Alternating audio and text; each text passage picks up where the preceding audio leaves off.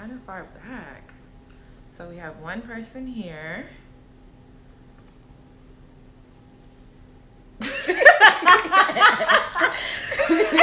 Oh, this is gonna be fun. I can already see this. So what I'm trying to do is see if I can pull up the like the chat over here instead of like having to look at it from there. Hi. Hello. Drive safe. Don't get into a wreck or anything. I hope everybody makes it over here because yeah, I'm still a novice at this YouTube thing. Let me try to get it a little closer. That better? This is everything there all the way. Yeah. We're about to get real close. Yeah, to we're going to coming get up. real close and personal. What's the topic for tomorrow? The topic is today. One of my favorite. Oh, thank you, J.E. Shaw. Okay, can one of you guys tell me how I pull up this myself so that I can read the questions here instead of like getting all up in you guys' face? Although I know you guys like to see my face.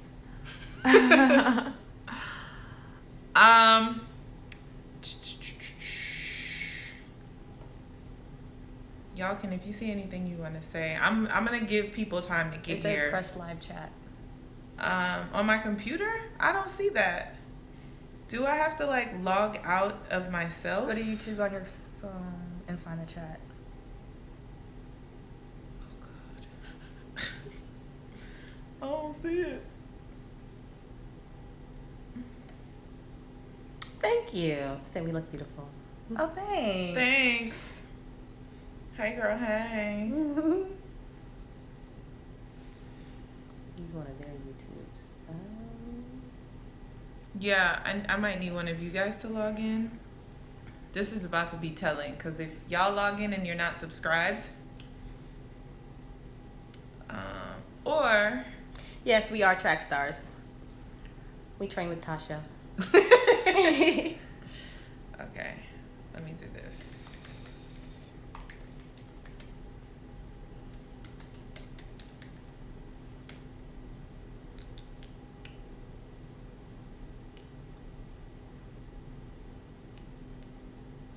Okay, Oh, there we go. I found it. Now, okay, perfect. Yay! All right, so should I wait for more people to get here or should we go ahead and get started? What do you guys say? We got about 40 people in here right now, yeah. so all right. So first, let me start off with today. We actually have a topic. We're not just winging it and taking you guys' questions, which we will take your questions. But last week when I did the tea time with Sharika and Prandini, I felt like there was a repeating theme in the questions in what's it like to turn pro? What does it take to turn pro? And so I felt like this would be a good opportunity for me to speak about my personal experience, but I've now been pro for 10 years. And I have Olivia, who has been pro for 2 years. Year number 2. And TyNia, who is a rookie. So, before I go any further, let me first say this is TyNia Gaither. She went to the other USC, Southern Cal. Oh, here we go. Here we go. She runs the 100, 200 for the Bahamas. And this is Olivia Ekponé. Yes. She went to Texas A&M, where she runs 200, 100. Yes. And now you're Team USA. Team USA. All yes. right. So, oh yeah, and we all train together. You've seen us, if you watched one of my Workout Wednesday videos, you've seen us do some sprint work together, which now they're moving up to some of my workouts, so that's cool. But anyway, Oh, go Maryland. Yes. oh yeah, you're from Maryland. Yes, I am. So I'm gonna start with you, Olivia, because Okay. you've been here longer than TyNia.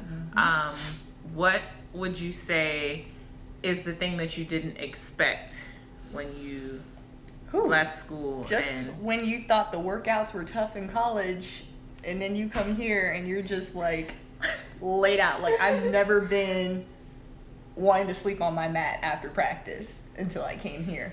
So definitely the workouts have been a lot more intense. And then I know I came from a program where we ran first, then lifted, and then what we do now is kind of vice versa. We lift, then run. So it's just like having to learn to adapt to having all that pressure, you know, after we squat, after we clean and snatch, and then going to the track and then trying to sprint afterwards. So that was my what has been the biggest change or the thing that you weren't expecting?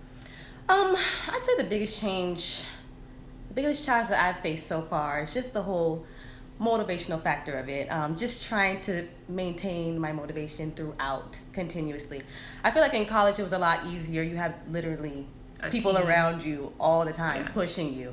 People that, you know, want you to be great and are trying to push you into that pro atmosphere. So, you know, you just have a lot more all around push, but when you're a professional, you know, a lot of it is on you. You have to want it all the time. You have to do things, you know, that keeps you on your A game all the time, because this isn't no walk in the park anymore. Like, everyone's fast. So, so a little bit about my experience. Did you guys both do all 4 of your years of eligibility? yes, I did 5. You did 5. So I actually left a year early. I left after my junior year. And the thing that threw me for one was my junior year was obviously the year of my life. I performed really well, obviously well enough to forego my senior year. But when I turned pro, I felt like I was thrown to the wolves, and I wasn't prepared for that. It's something that I speak to too, because when people ask, you know, like, you've been running for so long, and I consider myself kind of a late bloomer, because when I came out of college I was expected to be like, you know, one of the next best 400-meter runners, which I still think I am. But it took a little while for me to get there, and I think a lot of it was because I was forced to grow up so quickly, and no one really told me that, you know, those were some of the things that would be expected of me. And I mean, I was in a position where I was one of those athletes that I was given a large contract, so I was expected to perform.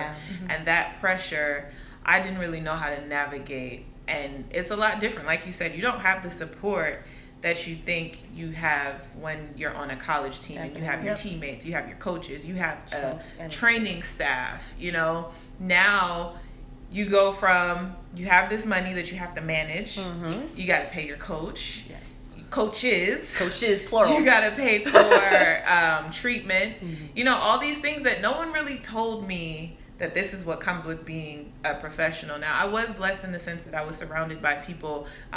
The first coach that I had as a professional was actually Lance Brahman. So I was with Tyson Gay, Veronica Campbell. So I was around those people who were true professionals. So they were able to pour into me in that way. And so I know I kind of have a reputation of being like standoffish, but I do try to impart that, and I know sometimes it can come off a little harsh, especially at practice, because, you know, it's a tough world out there. Yeah, it is. But that's one of the things that we want you guys to understand, that it's not college. Yes. And that's why it's not college and it's not high school. Right.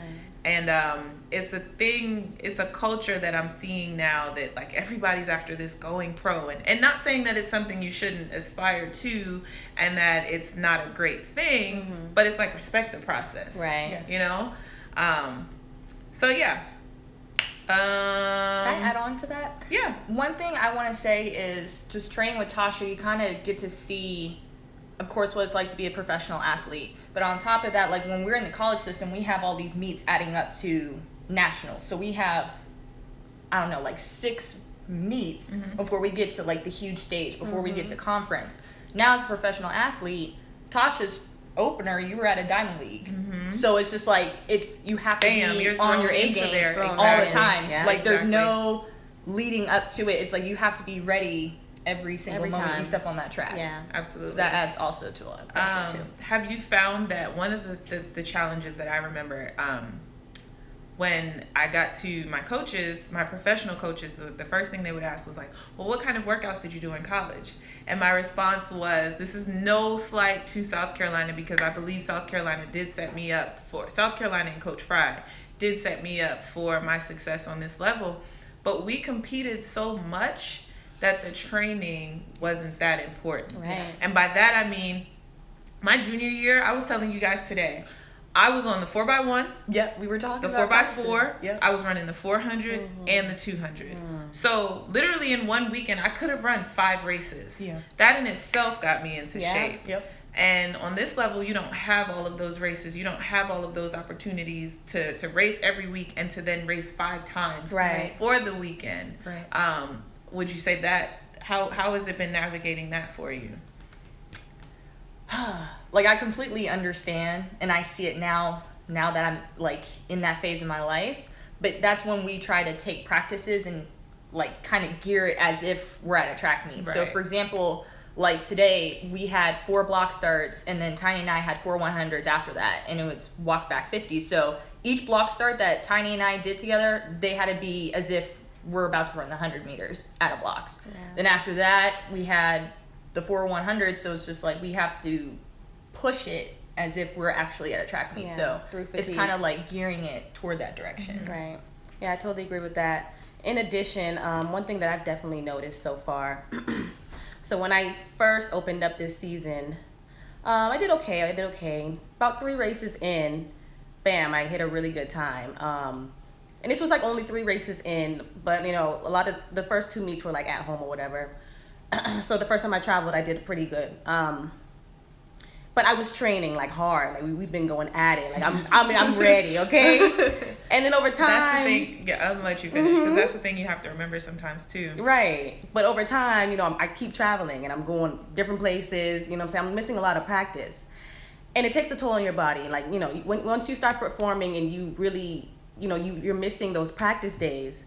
It's kind of hard to stay in tip-top shape when you're, you know, not able to practice this day and that day because you're traveling. Right. So, you know, that's why we say, you know, practice is where it counts. You have to go hard every time you can, because when you travel, you can't really get it in the way that you want to. Right. So, I think you open the door for something that is another, because you have athletes that we call it chasing checks.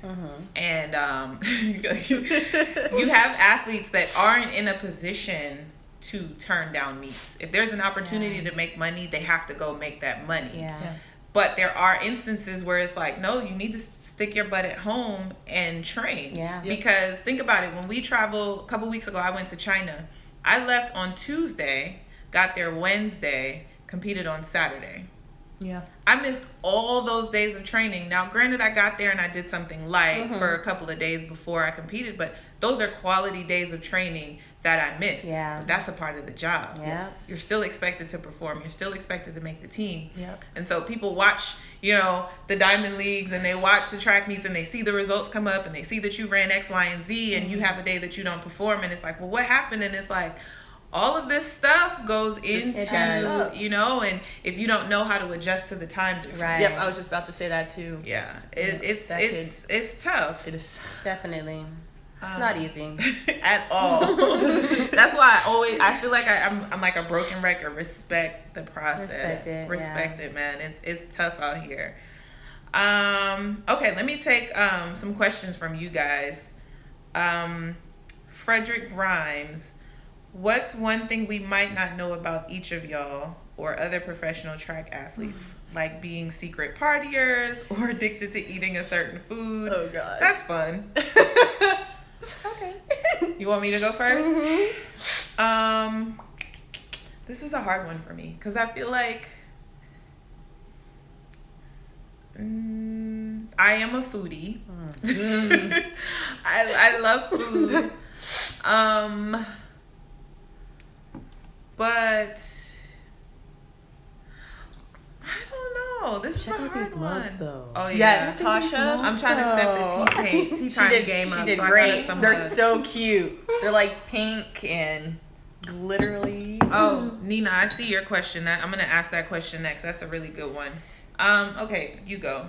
I think, well, a lot of people kind of know this about me. I'm kind of the homebody. I like doing puzzles. too. I like reading. Yeah. Like, I never like to watch was Harry really Potter. much of a go out kind of person. And then, like, my weakness is ice cream. Jeez. The chocolate chip cookie dough. And then the Ben & Jerry's one with Jim Fallon on it is my absolute favorite. I don't even know what that is. Ice cream will get you every time. That is my weakness. What about you? Definitely a foodie. That's always been my But challenge.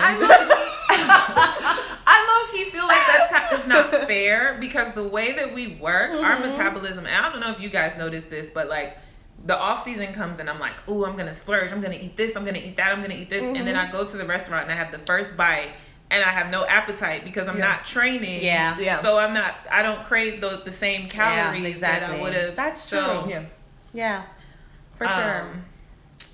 And okay, Nina 5. What goes into picking a coach and agent, excluding the prices? I appreciate that. I'm not going first. Man, Tasha, you might have to answer this one first. So, gosh, but which part of the story do I give? I've been in the game for a long time. I've been through several agents. Okay, I'll give the story fresh out of college.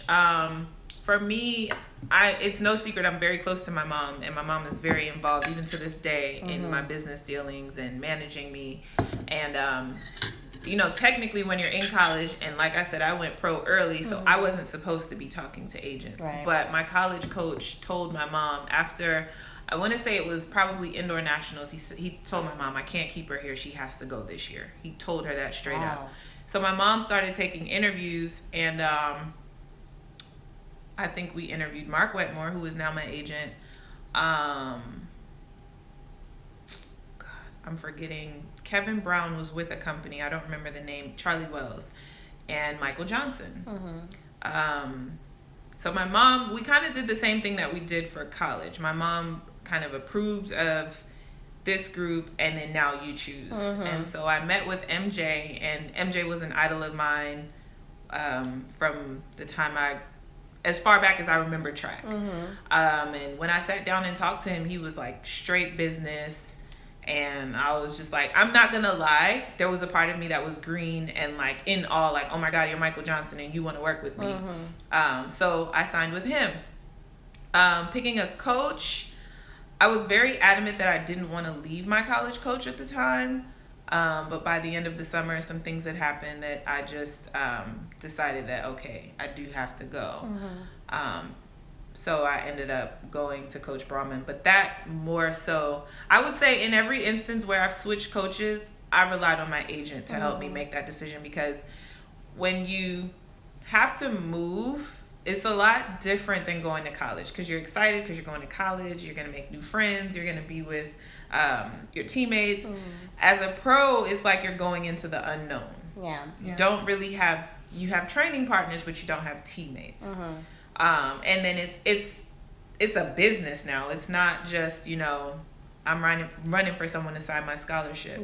So in those instances, I did rely heavily on my agent to make that decision. But now I didn't make the decision without meeting with the coach before saying, okay, yes, this is what I want to do. So feel free to take over. Okay, well, I have a totally different perspective than Tasha. Let's see, where do I start? So college wasn't that easy for me. I transferred 2 years into my first school. That's when I went to USC. So I spent 2 years at Georgia, 3 years at USC. And I also dealt with a lot of injuries. Just a lot was going on. So my entire contract experience wasn't, like Tasha's. Tasha was phenomenal. Things were pretty much kind of thrown at Tasha. I'm not calling you spoiled. No, I'm just saying, like, no, because like you said, like, you went out early. You know what I'm saying? And your coach was kind of like, look, you gotta go. But so my contract period experience was a little different. So I had different agents looking after me. You know what I'm saying? Getting in contact with me and stuff like that. But what really stood out with the agent that I have now, Kim Holland, was her honesty. She was real for me from the jump. Like, I never had to guess, what she really felt or, what she really thought about things. She always told me straight, like, look, this is what it is. This is what I believe. I feel like some of the agents that were, contacting me, they were kind of sugarcoating stuff, and I don't really like that. Like, you could be, I have tough skin, So that's something that really stuck out to me, just being honest with me. Yeah, pretty much.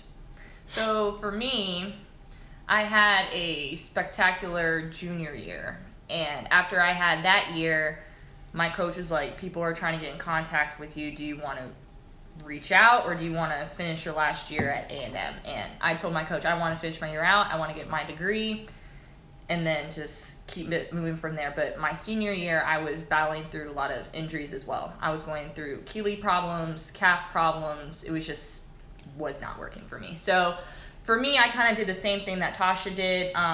There are a lot Keep of talking. I'm just going to block this person. Keep talking. They were agents that were trying to get in contact with me, and so my dad does a lot of business things. So him and my mom went through the list, and we all had phone conferences with them talking about what they see in me, what they expect. And so from there, I kind of just narrowed it down that way to the agent that I felt was really going to push my track career to the professional level that it is now. So that's how I feel about it.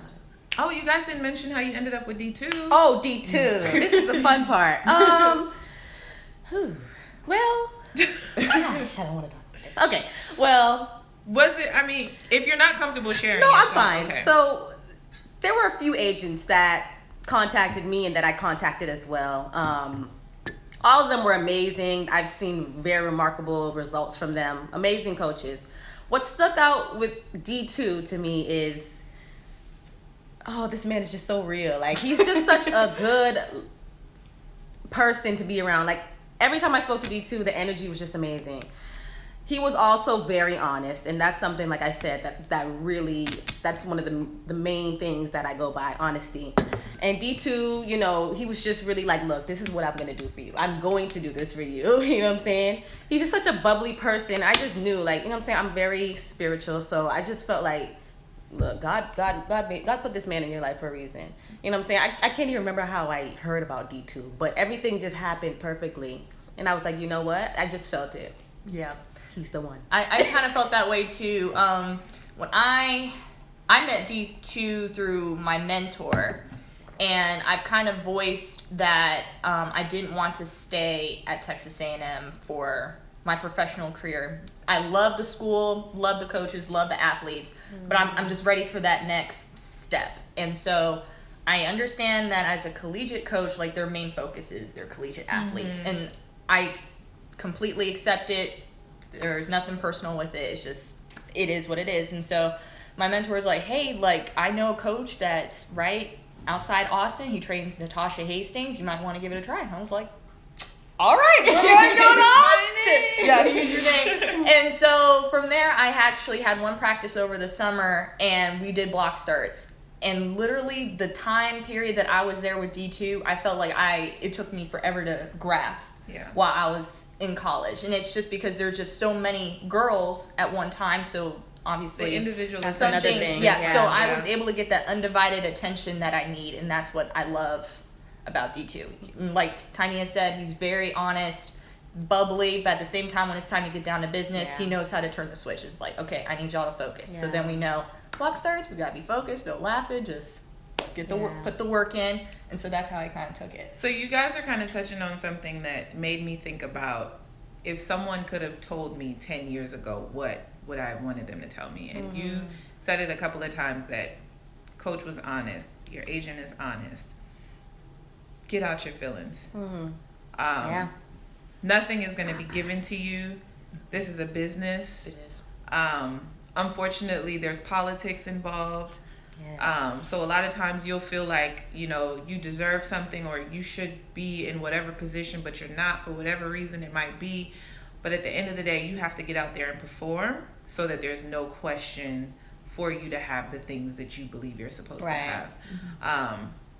That's the only thing that I feel like 10 years ago I wish someone would have told me, because there were times where I was like in my feelings and I felt like I should be getting into this track meet, or I should be doing this, and it's like, but you're not. You're only running 51 seconds. Why do you think you should be at the Golden League? You know, like, but get out your feelings. So, I just thought about that when you said how honest they were with you. I saw a couple of good questions. I appreciate you guys for getting on those trolls. Please keep it positive. I saw someone say that this is a gift that we're giving you guys. Absolutely. It's Friday night.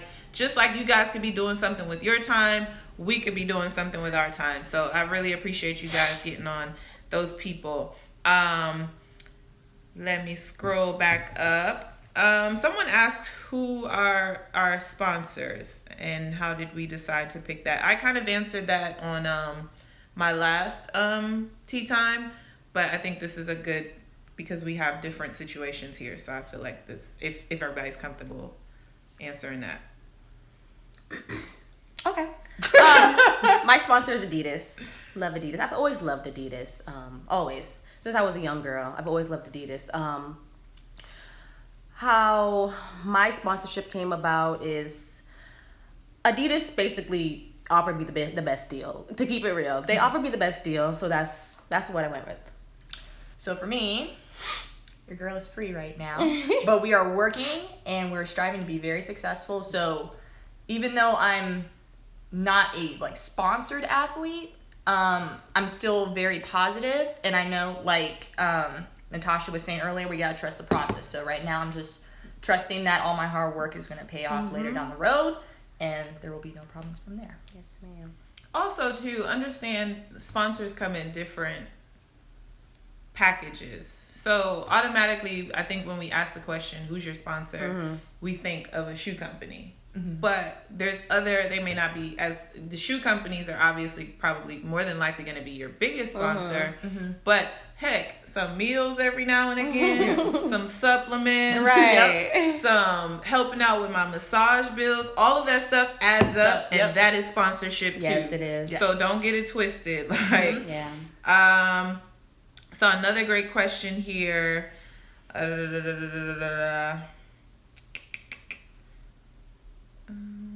I'm sorry, guys. I see the questions, but then they keep rolling.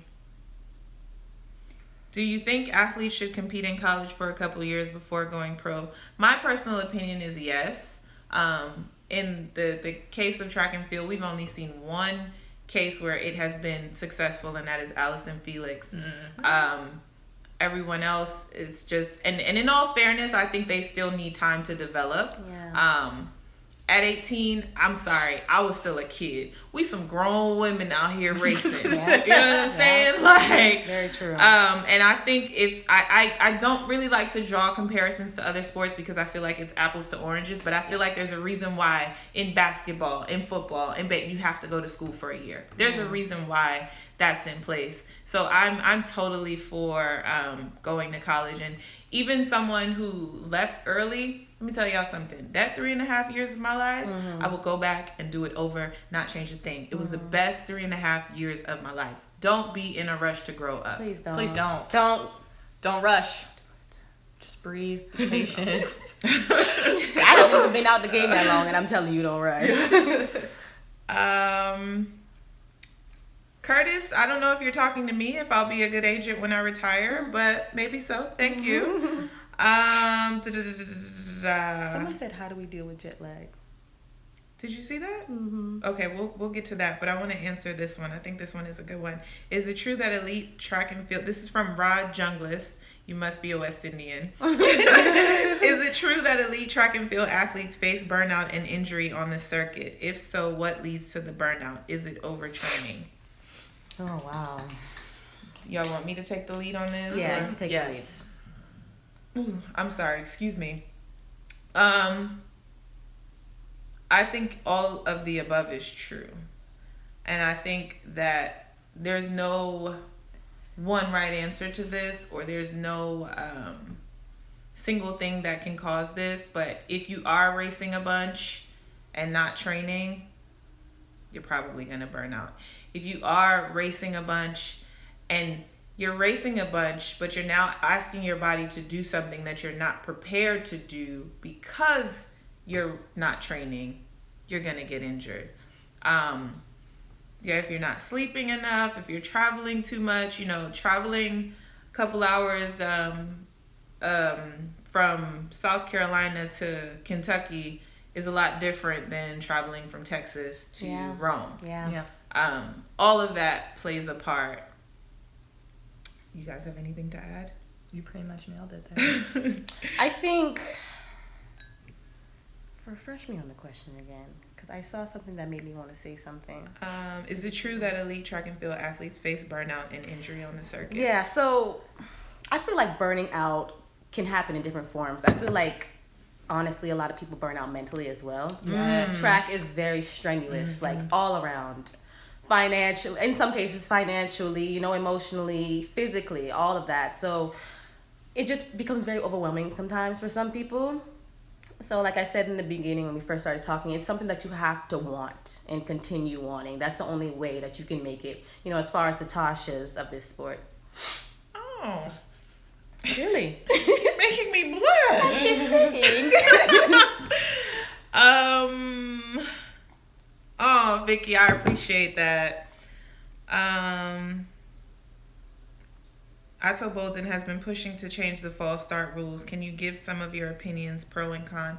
I know what the rule is. Obviously, I'm not sure what he's pushing to change it to. I know that once upon a time there were 2 false starts. Everyone was allowed 2, which was a very long time ago. I swear, no one ever calls me. And now, everyone was allowed 2, and then it went to the first one is charged to the field, and the next one is disqualified, and then it now is false start, you're out. Really? Yeah, but girl, they apply that rule to who they want to. Yes, there's certain they do. People that if I paid my On his money to block come slip. see Bolt, I'm gonna see this man Bolt Right. run. You understand what I'm saying? But I honestly feel like that was the thing that was done more for TV time. And when things are done like that, I'm kind of half and half on it, because I think about things from the athlete side, but then I also think about it from the business and entertainment side. Yeah. And while we're out there to do a job, which is to perform, on some level, we're also there to entertain and bring fans to the sport. Yeah. And as a fan, I don't want to sit there and watch 6 people false start. Yeah. I want to see the action. Yeah. So I get both sides of it. Which side of it I'm on, I'm not really sure. I've only false started once or twice. So is this wood? I know. There's no wood around let me make sure. You know what I mean? But there's several ways to look at that one. Yeah. What do you guys think? For me, I appreciate the once you do your false start, you're out. Like, some people do it just to mess with you mentally. And when I'm already, like, in my blocks, I'm already focused on reacting. So when you react and you do it on purpose, or you're trying to time it right, then you're completely throwing everything out. So I feel like that is a great rule. And I also see what you're saying with the entertainment. Like, even if I was a spectator, I wouldn't want to sit there and see false start after false start. Yeah. And it's just, no. Yeah. Don't think so. Yeah, I definitely agree with everything both of you guys said. Definitely what you said, Liv. Some people just do it on purpose. Yeah. Like, you know what I'm saying? I know some people that just do it. And especially when the rule was you have one and it's charged to the field, anybody could just false start and no one's going to be penalized. But then it's going to come down to that wire. And then you got some people that if they know that there is a false start, they're not going to react as quick. Because it's like, oh crap, now it's like... I have to get out this time. Yeah. So it's just too much is going on. Yeah, it just throws a lot off in the race. Yeah. So, gosh, there's so many good questions here. And I like. So first, I did see someone was like 242. Yes, I saw that. I want to say something, but and then they asked where we'll all be running next. So I think that's good for us to throw out there. So start from you, TyNia, and then yes, Team Bahamas in the house. I will be. So I'm actually going. I just decided I'll be running at a meet at Texas State. Just get a quick 100 in, and then I'll be going to the Adidas meet in Boston. I think I perform June 4th. So June 4th will be my next big meet. I'll be running the 100. I think my next meet would also be, like what TyNia said, will be at Texas State. So that's where I'm looking to go to next. Oh, this one is the good one that I wanted to answer. I will be at Boston next week. I have an off week this week, so hard training this week. I'll be running the 200 street race. Really? In Boston, yeah. Wait, is that a straight? It's a straight. Woo! It's a straight. So I saw someone's question about, street races seeming to be a thing, and do I think it's a good thing for track? I do. Me personally, as the athlete, I have a ton of fun doing the street races, and obviously, I treat every track meet like I'm there to do my job, but I feel like the street races offers an opportunity for you to connect with your fans on a different level. Yeah. Because it's a lot more relaxed. The fans get to come right up to the straightaway. Yeah. Cool. So you kind of get to enter. And then I will admit, I'm a different beast when I run the 400 versus a sprint event.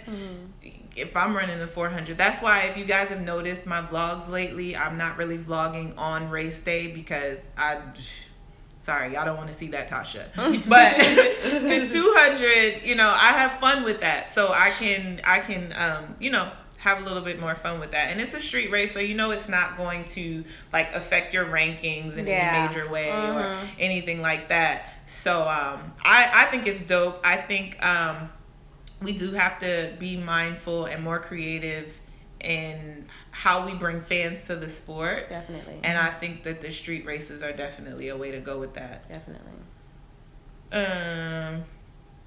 Okay, so this question I thought was really good because I think for me, okay, let me say the question.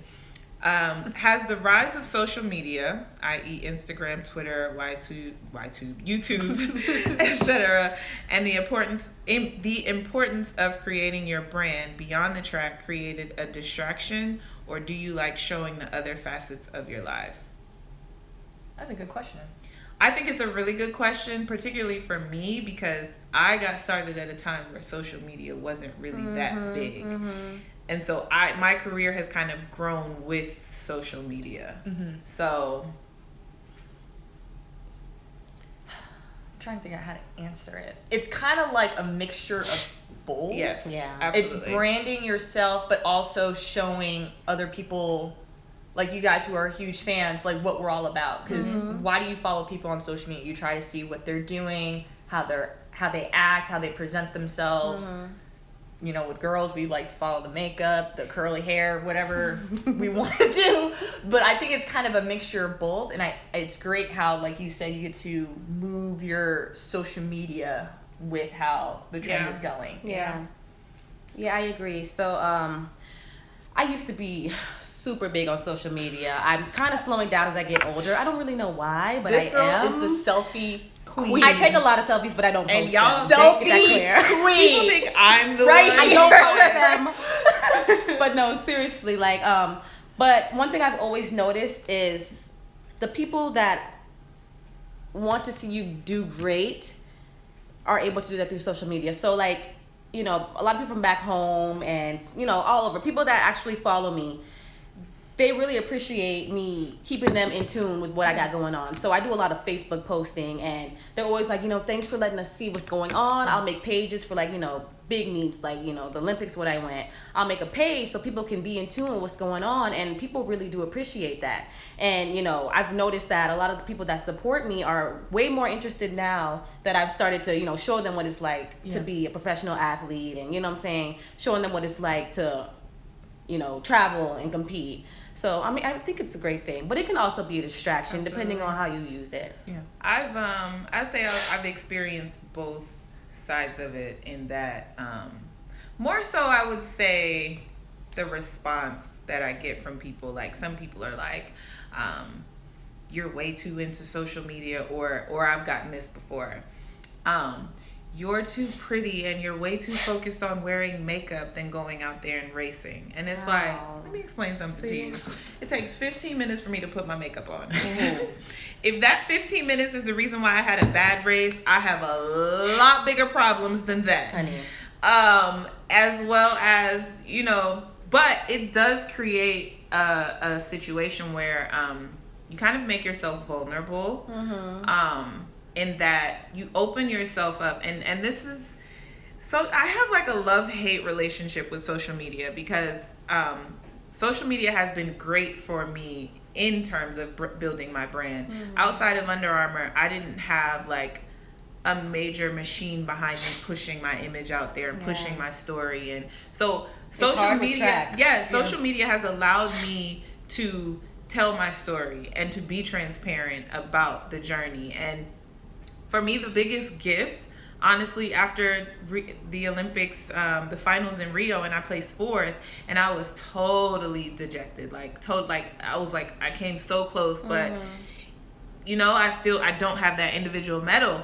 And I remember I was afraid to open my social media because I just knew like everyone was gonna rip me to shreds.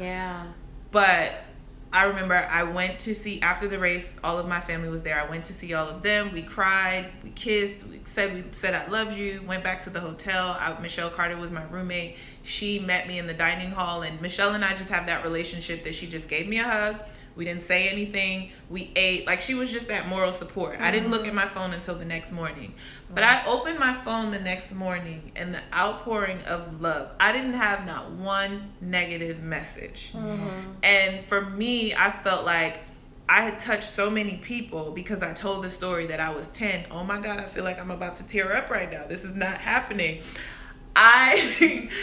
I dreamt about being an Olympian from the time I was 10 years old. And I through social media, I was able to tell that story.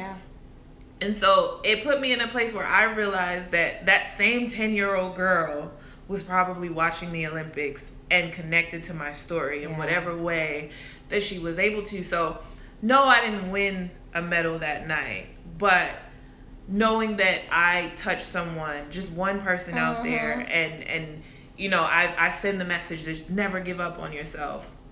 It's worth it to me.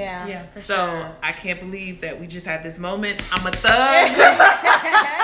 For sure. But, I really feel you though. Yeah. So let's move on to some fun stuff.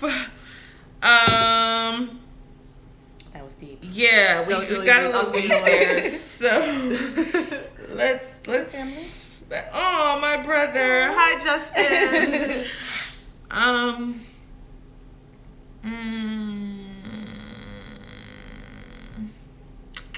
Okay.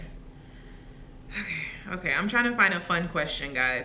Is there anything fun that you guys want to say?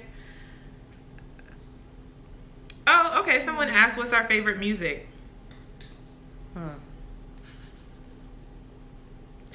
We all look excited. I kind of listen to everything, but when it comes to like warm up, track meets, like rap for me is just the way to go. Like Future is on repeat. I agree. So I listen to a lot of trap music when I'm getting ready. I mean, that it gets me pumped. Like, it's a whole different type of energy that I get from ratchet music. So yeah, that's me. But you know, when I'm not running, when I'm not on the track, you know, I slow it down a bit. I listen to everything actually. I listen to everything. So, and I kind of like go in phases or cycles. So right now I'm like heavy on soca. Like, She is. Oh my gosh. No. Like heavy. So I mean, and it's mostly like Masho Montano. Yeah. But like, I love trap music too. Like, I tell people I'm not what meets the eye. Like, people think I'm like this girly girl, but I'm like, nah, I listen to, what's that? Did you guys see that meme where it's like, drinking my coffee but listening to trap music? That's me. Like, I haven't seen that. It's something like that. Yeah. Favorite things to do to wind down. Favorite vacation spots. Are you a roller coaster theme park Yes, I love roller coasters. Absolutely love them. I'm Upside thrill down, flippy seeker. flips. Yes.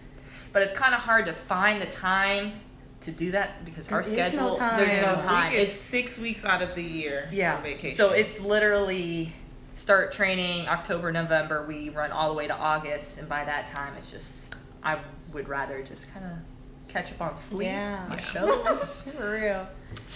I come home and pull the blinds. Yes. Yes. Me too. I'm a homebody. I do love girl time though. I have a couple of friends here in Austin that, oh, excuse me, I'm sorry. They'll come by and we'll go have dinner or we'll just have movie night here. But I am a homebody for sure. Roller coasters are not really my thing, but I am a thrill seeker. The only thing is I have to be in control. So like, I like to drive fast. I like jet skiing. But I can't. I like to drive fast, but I don't want to be in the car with you while you drive. I need to be driving fast. Yeah. I don't want to be on the back of the jet ski holding on to you. Yeah. I need the one skipping the control. waves. Exactly. Gotcha. Yeah. So you don't like putting the trust In someone else. Gotcha. Hence Well, why I'm hey, single. So you can't really do things that's like heights. What I miss? What I miss? She said, hence why I'm single. I'm so done. Oh my So god. done. So you can't do things like with heights, really, like no skydiving, nothing like Yeah, that. could you do skydiving? No. No. Yeah. I can. Well, I wouldn't, See, but I could. don't know. I want to skydive. I don't You know, know. I It's say- that parachute idea that's the reason why I'm not going to hit the ground. But what happens if that thing don't? I don't think I could do skydiving, but if I knew how to swim, I would like jump off of a rock, like a cliff, into the ocean. Yeah, like I cliff would do diving. that. Mhm. Yeah, cliff diving. Thank you. But I don't know that I would do. Yeah, Nah. that's a little too much. Yeah, it's too much. Okay. Yes, Bushead is my song. By the way, check out my Bahamas vlog. Masho Montano gave me permission himself to use his music for those vlogs. Really? So, yeah. Oh, that's so awesome. I was excited about that. Oh yeah, it was Bushead. I used Bushead and Waves in my my two vlogs. You guys want to talk about your freshman year in college? Oh boy. Mine's pretty boring. Oh man. Story's pretty boring. I'm interested to hear what TyNia has to say. Oh man, my freshman year was rough. It was great. I loved the University of Georgia. Like, it was an amazing school. But as far as track, I just wasn't in the right frame of mind. I gained a lot of weight. Training wasn't working in my favor. Everything was just bad on the track, but everything in my personal life was amazing my freshman year. I had like a true freshman experience off the track. But on the track, it was painful. But yeah. But I don't really feel like that's a bad thing. You gotta get it out. That's the thing. I feel like you have to get it out, and I feel like there's a thing. I believe that there's a thing called over-focused, and I've spoken to this before. One of the reasons why I feel like I've had longevity in the sport is because I was allowed to be a child. I was allowed to be an 18-year-old. I was allowed to be a 19-year-old. So when I said those 3 years of college, let me explain something to y'all. I'm a homebody now. But when I was in college, don't get it twisted, I was scoring them points. I was on the relays. I was in every final, and I had a 3.5 or above GPA. But when it was time to party, Oh yeah. Natasha was there. So I think it's all about finding balance. And I always I always knew that if I took care of my business, then the fun was even more fun, because I'm not out worrying like, oh my God, I have to study for this exam, or I have 8 a.m. practice, although there were a couple of nights that I was. But I get you. they give you the whole spiel about time management, and I think that's a real thing. Yeah. Like, you really do have to know how to manage your time, but life is short, man. You gotta. What's the point of working this hard if you're not gonna enjoy it? You're right. Definitely. Yep. Liv? I was a homebody from high school, college to now. Like, I can count the only times I was at a parties when we had recruits, and that was pretty much it. I probably went out, no lie, maybe 7 times. Really? Yes.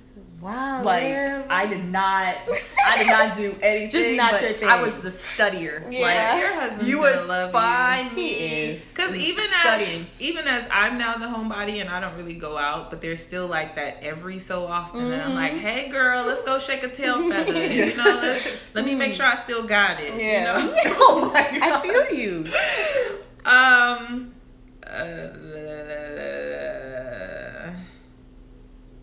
TyNia, were you on any Carifta or junior national teams? Yes, I went to Montego Bay, Jamaica Carifta. I went to Cayman Islands Carifta.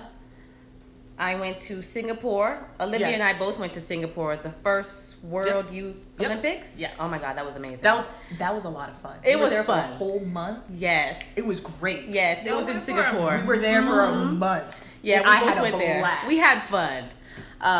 Yeah, that was a great experience. Yeah. Couple others that don't really stand out right now, but yeah, I've ran for the Bahamas for a while now. Yeah. Wow. I don't know the music on the Texas Relays vlog because I didn't edit that one. I'll have to ask those guys who did the editing for the names of those songs.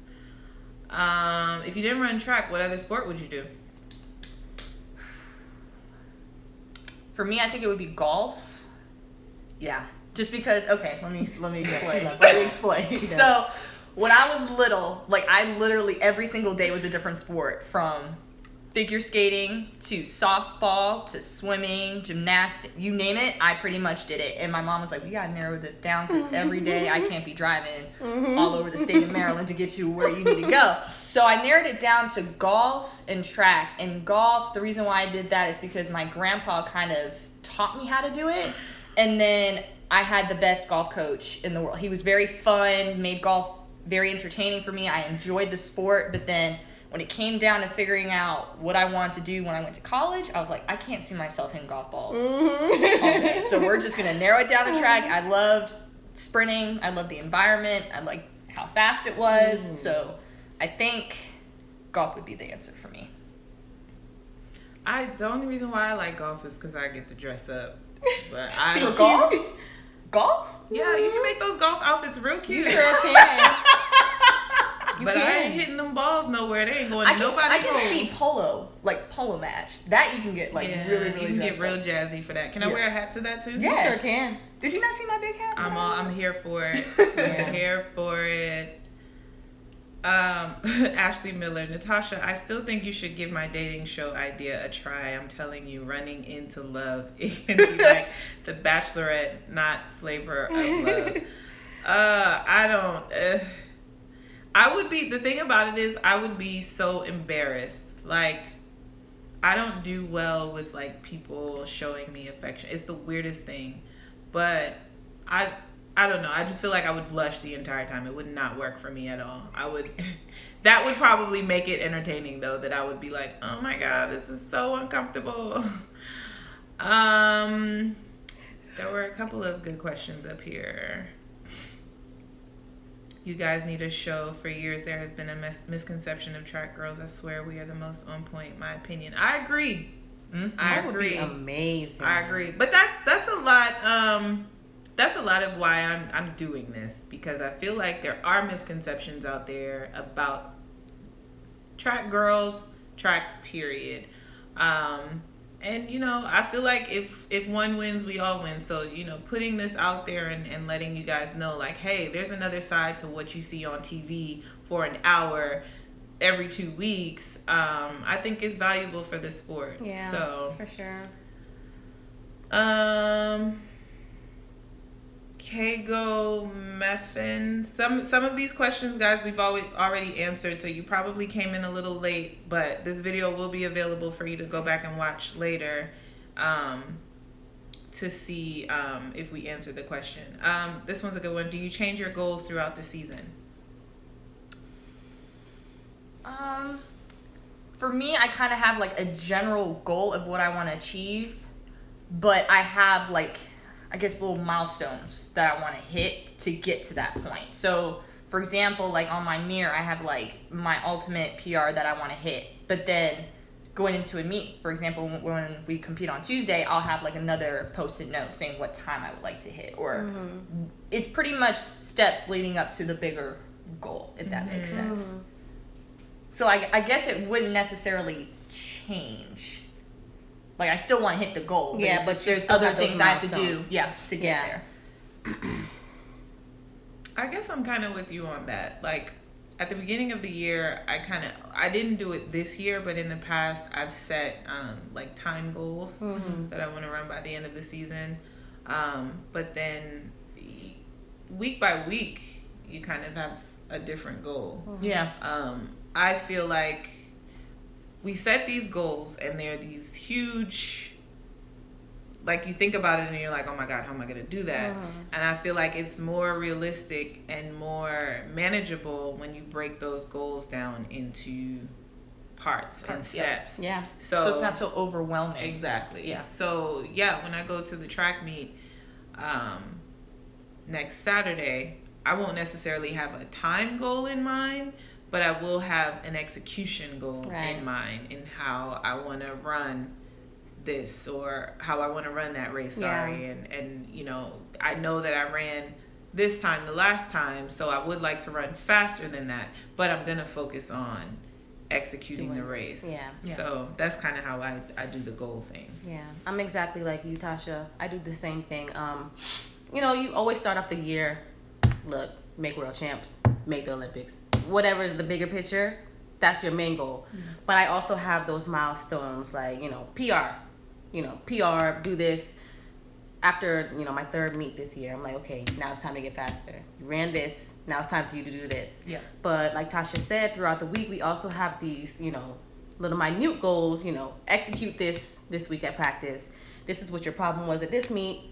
Go to practice this week and do this. This is your goal for the week. So that's kind of like Liv says, that's what kind of gets us through, you know, makes things, you know, takes the pressure off of us a little bit when we focus on those little small stuff. Does anyone want to answer I think this is different for everyone. How do you manage jet lag when you travel? Lord, I don't. I mean, I try. We try. It's Go ahead, Tasha. No, go ahead. I'll start off because I kind of mentioned it a little bit last week on last week's tea time, but we kind of I watched the tea time and I was like, oh, that explanation wasn't very thorough. For me, the first thing that I do is look at what time of day are we going to be running. So realistically, if I'm going to Rome after Boston, so I leave Boston on the 4th, which means I will get there on the 5th, and I race on the 8th. So the first thing that I'll do is, what time do I run on the 8th? So then my concern then is having my body adjusted for that time, and not necessarily, you know, wake up at 8 o'clock that time, that country's time zone. Because it's very hard. For me to adjust completely to a time zone, it takes about a week and change. So for me, it becomes, I need for my body to be awake at this time. So if that means I have to stay up till 2-3 o'clock in the morning, then that's what I'll try to do. It doesn't always work out that way. I do get to a point where I'm like, if I'm sleepy, I need the sleep. I'm going to go to sleep. But if I know I run late at night, I'm not going to be overly concerned with getting adjusted, because if I run at 8 o'clock over there, then that's 2 o'clock over here. So it's okay if I'm not completely adjusted to the time zone. The other thing is how much time you give yourself when you get there. I actually think that my sweet spot is getting there on the 5th, having the 6th to rest, and then race on the 7th. Woo, jeez. But every athlete is different. So now I'm going to have to do some adjusting, because I'm going to be there an extra day. Because sometimes the jet lag, you'll feel okay, but the jet lag, when the jet lag wants to hit you, it's going to smack you. You ain't got no control over it. So, and sometimes it does take a couple of days. Like, even when I come home, sometimes it'll be 2 or 3 days before I realize, whew, I'm jet lagged. Yeah. So Well, I'm kind of... You kind of answered it. I mean, I don't know. It just takes time. The body's used to one thing, and then you're asking it to change immediately, and it's just not. Yeah. It's just not. Trying to adjust after jet lag, through jet lag, that's definitely been a challenge for me. Something that I've been struggling with this season. I can feel it. Like, I can feel it on my body. I still don't know how to, deal with it like Tasha, but I don't know. I'm working with it. I feel like a lot of it is mental. I mean, you just got to be ready to run. You know what I'm saying? You just got to go run. Your body's not always going to feel, at its prime. So just run through it. Okay, guys, we hit 60 minutes. So I'm going to take a couple of more questions. I feel like you guys, I'm sorry we couldn't answer all the questions, but you guys have really been asking some awesome questions. This one...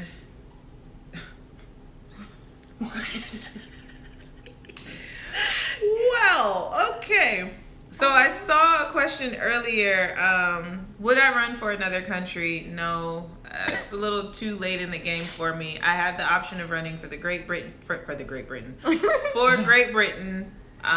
Jamaica, and Team USA. I'm going to do a separate video on why I actually run for Team USA, though, because I feel like that story is kind of cool. But so no, I'm Team USA till I retire. Does your race strategy, this is from Brian Hulk, I hope I'm saying that right. Does your race strategy get affected if you are not in your preferred lane choice, especially in the finals at Worlds/the Olympics? How do you prepare for it? And someone also asked way earlier how the lane assignments are done.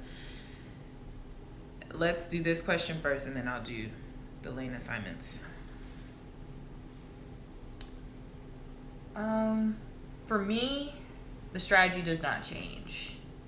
I guess because mine is a sprint. Like, you might be different because you run but like the 100, it's literally straight away. And then the 200 it's just a sprint. So for me, it really doesn't matter what lane it is. I just have to execute it just like how I normally would at practice. I'll be honest. For me, it plays a role for me mentally. I'm a chaser. I've always been a chaser. I love being able to see a target and going to get them. And that's always been something that has made me excel in this sport. Like, I can run you down. And that's what I love to do. It gives me a different type of thrill. So there's been some times where I've been in lane 8 and I actually executed my race a lot different.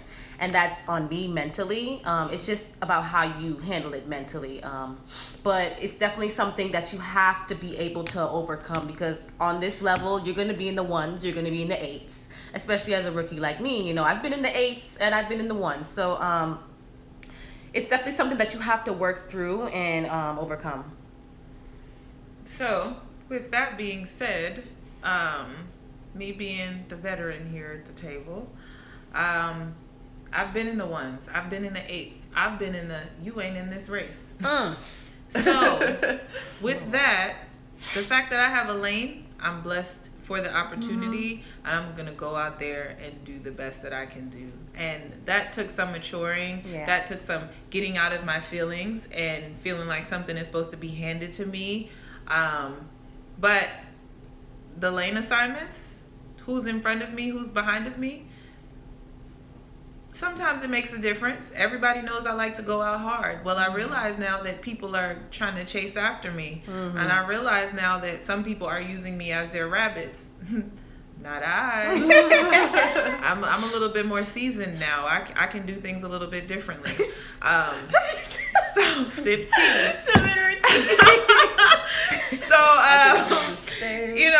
But again, that comes with experience. Yeah. That comes with confidence and just believing in my training. And at the end of the day, if you're doing what you're supposed to do, your lane assignment is not going to make a difference. I saw Angelo Taylor win the Olympics from lane 1. If you want it, go get it. End of story. Yeah. One more question.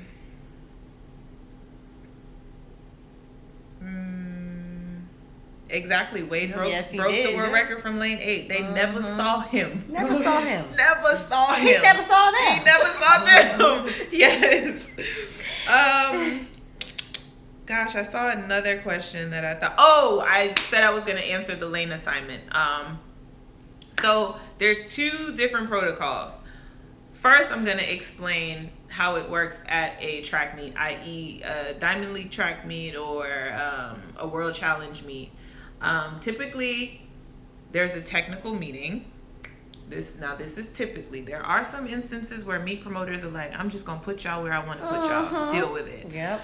But typically, there's a technical meeting that your agent will go to on your behalf. And usually, first choice starts with either the medalist in the race or the fastest entry in the race, and then it'll go from there on like how and typically the number one person wants the middle lane. Sometimes depending on who you are, you can say who you want in front of you, so then you've now taken that person's choice away from them because that's why I said it's politics in this game, and you have to get out your feelings. So that's a possibility. But then for like nationals and world championships and the Olympics, the lane assignments for the first round, typically they do say the top 5 entries are going to be separated by 5 heats or into 5 heats, and then they seed people around them. The top 5 entries, they try to do this thing where they give those athletes bad lanes. If you ever notice, I don't want to say bad lanes, but we don't get like the preferred lane sometimes. Like I feel like my first round in Rio, I was probably like in lane 7, something like that. Or, so they try to mix it up like that. And then for the semis, they pick the lanes based on the 3 fastest winners will be in 3 separate heats, and then they seed from there. And then the lane assignments kind of start to move to like fastest person in lane 5, then second in 6, and then down to 4, 7, 3, that way. And then for the final, that's self-explanatory. Yeah. Okay, one more question.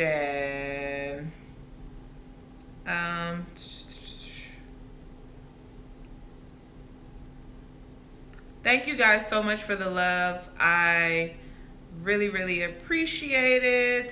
Someone said, DK Cummins said, I won Carifta from lane 1. See, prove my point. Somebody quoted me, Beehive. I've been in the 1s, I've been in the 8s, I've been in the you ain't got no ratings. And then someone else has said bars. That is hilarious. Yeah, absolutely. The women's 4x1. They won the Olympic from lane 1. They Thank sure you. did. So it really doesn't matter. Like, you just got to go out there and do your job. Let me take one last good question. And then we're going to wrap it up. So these ladies can enjoy their Friday, Memorial Day weekend Friday. Oh, this is a good one. Otis Usherwood. Do you get tired of track? Talking about it, doing it as a career, etc. Who wants to go first? Liv. I don't necessarily get tired of track. Like, it's exhausting. Like, mentally and physically, yes, but I don't ever just sit back and be like, I don't want to do this anymore. Like, Right. that has never, ever crossed my mind. Same here. Never. I've always been a track junkie not my whole life. Ever since I realized I was fast. I literally love it. Like, I take this sport serious. Now, of course, I get physically tired, like very. And then, we all have our moments where we're like, God, like, do we really have to do this? But I wouldn't trade it for the world. No. Never. I would not. So I'm a little different from these ladies. I have wanted to quit. And of course it came at a time where it was like I didn't make the 2012 Olympic team. And I was going through some emotional, and like I said, coming out of college, I was predicted to be this thing, and I went through this slump where I was like, why can't I get it together? This is just not what I'm supposed to do. So I've been there. I'm also not the girl that likes to talk about track. Really? Funny enough, yeah. But when I say I don't like to talk about track, let me rephrase that. Not that I don't like to talk about track. I don't have to talk about track, and I don't want to talk about track all the time. I'm kind of that person. I love what I do, and I'm very passionate about what I do. But there are certain things that, because this is what I do, I sometimes need a break from it. Yeah. So I wake up in the morning. What I eat is based on I run track. It is. My lifestyle is based on that I run track. I go to the gym. I go to the track. When I come home, can I have an hour to not do track? Yeah. So yeah, I completely see. I do get to that point where I'm like, I don't want to talk about it. I'm over focused. Just too much. Let me have a moment for Natasha. Yeah. So I think balance in life is healthy. Yes, it Balance. is. Yeah. Okay, guys. So I want to say thank you to my guests. It's a pleasure. I'm Anytime. so glad that you guys came by to do this. We'll have to do more of these. Thank you guys for your awesome questions. Thank you. And we got rid of the trolls, and I appreciate you guys for policing the trolls as well. 242. Boo. No, I'm just kidding. I love the Bahamas. The Bahamas loves me too. How could you not But yeah, on the real, we'll all be in Boston hopefully you can come to Boston. Hopefully, yes. Yeah, but we'll be in Boston together, so you'll see some of TyNia on my vlog, although she was kind of shady on the Here we go again. The Jamaican Here we trip. go again. But, I won't be shady in Boston. but this won't be the last that you see these girls. And as usual, thanks for tuning in. Make sure you're subscribed. Give me some thumbs up. Check out some old videos. Let me know what you want to see, and I'll catch you guys next time. Peace. Later. Bye.